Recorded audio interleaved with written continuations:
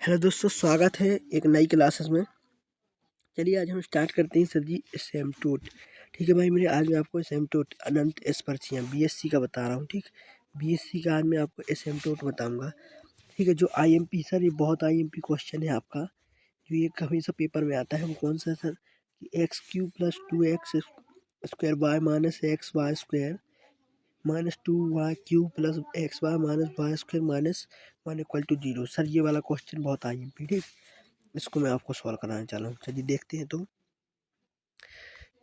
चलिए सर, यहाँ पे सबसे पहले क्या करना है, कुछ नहीं बहुत सरल है। ठीक है, सबसे पहले सर जहाँ पे आपको इस समीकरण में y दिख रहा है, वहाँ पर y = mx प्लस सी।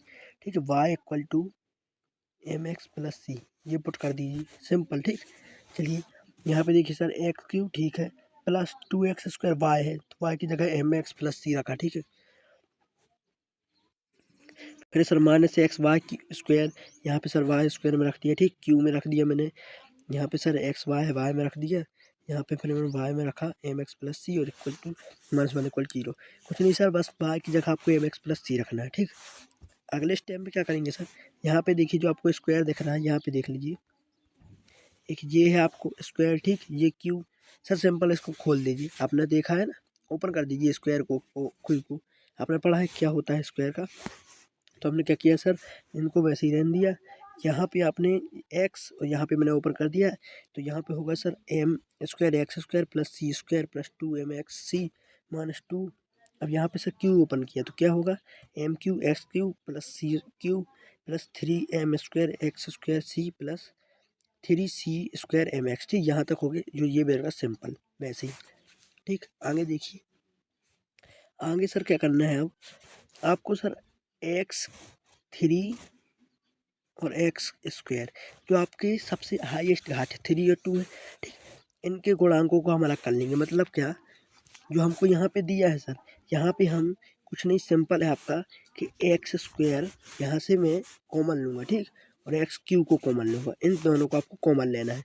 तो कॉमन लेने पर हमारे पास क्या बचेगा, हमारे पास कॉमन लेने पर बचा कि x³ प्लस 1 + 2m माइनस, हमने x³ लिया तो यहाँ पे 1 + 2m minus m² minus 2m3। ठीक है, और यहाँ पे एक्स स्क्वायर लिया तो मैंने बचा 2c minus 2mc minus 6m² c plus m और माइनस m²। ठीक, =0। ठीक है सर, अब एम और सी आर गिवन बाय, मतलब कि इनको हमको ज्ञात करना है। क्या ज्ञात करना है सर, एम और सी हमको ज्ञात करना है। ठीक है, तो यहाँ पे सबसे पहले क्या करेंगे, जो हमको x³ का दिया है, जो ये, ठीक है, x³ का गुणांक, उसको समीकरण 1 मानेंगे, =0 रखकर =0 पुट किया। ये मैंने समीकरण 1। समीकरण 2 को, इसको x³ के एक्स स्क्वायर को मैंने समीकरण 2 माना, जिसको गुणांक हो उसको 0 रखा। ठीक, अब क्या करना है सर, देखिएगा जो आपका समीकरण 3 और 2 है। ठीक, यहाँ पे देखिए समीकरण 3 में आपको क्या मिल जाएगा, एम और सी दोनों मिल जाएंगे, और समीकरण 2 में क्या मिल रहा है, सिर्फ एम। सर तो मैं समीकरण 3 से मैं सी का मान निकालूंगा। ठीक है, और समीकरण 2 से मैं एम का मान निकालूंगा। चलिए तो निकालते हैं हम सी और एम के मान। ठीक है, तो यहाँ पे देखिए, तो यहाँ पे अब आगे हम सॉल्व करते हैं सर कि 2c, इसको सिंपल ये वाला मैंने लिया। ठीक, ये समीकरण 3 2c, यहाँ पे मैं 2c कॉमन लूँगा सब इसमें से, ये मैंने अंडरलाइन खींची, 2c कॉमन लिया तो मेरे पास बचा 1 minus m minus 3m² plus ये मेरा सेम रहेगा। ठीक, m माइनस m², इसको मैं यहाँ ले गया। ठीक है, तो क्या हो जाएगा, मेरा हो गया सर, ये m माइनस में था प्लस में चला गया और माइनस में हो गया। ठीक, अपॉन मैंने यहाँ से c का मान निकाल लिया सर जी। c का मान मेरे आस आ गया, क्या, c का मान है c=m³ minus m upon 2 1 minus m 3m²। Sir क्या कर रहे हैं, एक बार फिर से देखिए। सर कुछ नहीं, जो हमको समीकरण दिया है, ठीक सर, उसमें y = mx प्लस सी पुट करना है। हमको जो स्क्वायर आया, क्यू आया, उसको खोलना है सर। वहाँ पे सर जी x³ और x² को कॉमन लेना है। जो हमको कॉमन मिला उसका जो गुणक होगा उसको हमने लिख लिया। ठीक है सर, गुणांक को लिख लिया। गुणांकों में सर जो x³ है, m और c है, उसको हमने लेकर यहाँ से c का मान निकाल लिया। ठीक, और जो m है उससे हमें आगे देखिए, हमने उसका सर m मान निकाल लिया। अब बोलेंगे भाई मेरे कि m का मान कैसे निकालेंगे। सबसे पहले हमने इक्वेशन लिखी 1 + 2m minus m³ minus 2m³। इसको हमने लिखा है रीस्टार्ट करके, अच्छे से करके कैसे लिखा सर, माइनस बाहर लिए तो क्या होगा, सिंपल 2m³ 3 घात वाले 2 1 और फिर कांस्टेंट, ठीक, इस रूप में हमने मान लिया। अब इसके बाद सर थोड़ा सा आपको दिमाग लगा क्या करना है सर, यहाँ पे जो हमको जो इक्वेशन दी है, ठीक, ये वाली इक्वेशन दी है, यहाँ पे सर एम इक्वल टू सबसे पहले हमने 0 रखा, ठीक। अगर 0 रखने पर 0 इक्वल टू 0 मतलब 0 आ रहा, ठीक है सर, तो एम बराबर 0 होगा। अगर 1 रखा तो 0, मतलब जो यहाँ पे ऐसे मान रखना है जैसे कि ये समीकरण 0 हो जाए, ठीक। तो सर मैंने यहाँ पे एम बराबर 1 रखा, 2 रखा, 0 रखा, -1 रखा, -½ रखा, -1 अपॉन हाफ रख लेंगे दोस्तों। 2 मिनट का काम है आपके लिए, तो 20 में सर फटाक से कर लीजिए। तो यहाँ पर मेरे पास मान कौन से आ गए, तो यहाँ पर सर मेरे पास मान आए हैं एम बराबर 1 है, एम बराबर -1 और एम बराबर -½ 1/2, ये वाले मान मेरे पास IMP आए हैं, ठीक है। तो मेरे पास फाइनली मान क्या मिल गए, एम बराबर के एम के मान मिल गए 3 सर, m1 m-1 m-2 3 क्यों होंगे सर, क्योंकि 3 वाला क्यू है ये, ठीक है। अब सर बस आपका क्वेश्चन सॉल्व हो गया, सिंपल। आपको क्या एम बराबर 1 रखना है, किस में सर, जो सी हमने निकाला था, कहाँ गया, ये है सर, जो हमने सी निकाला था, यहाँ पर एम का मान रखना है, ठीक।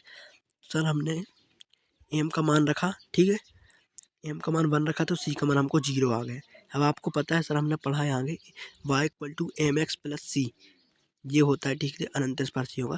तो यहाँ पे sir y equal to mx plus C, तो मैंने यहाँ y m का मान क्या रहा 1 है, जी, सी का मान 0, तो y इक्वल टू x, मतलब कि मेरा पहला एसिम्पटोट आ गया y इक्वल टू x, ठीक। आगे देखिए सेकेंड आपका एसिम्पटोट क्या होगा, y इक्वल टू -1 रखा, -1 है ना मेरा, y इक्वल टू -1 रखने पर c इक्वल टू -1 आ गया, ठीक।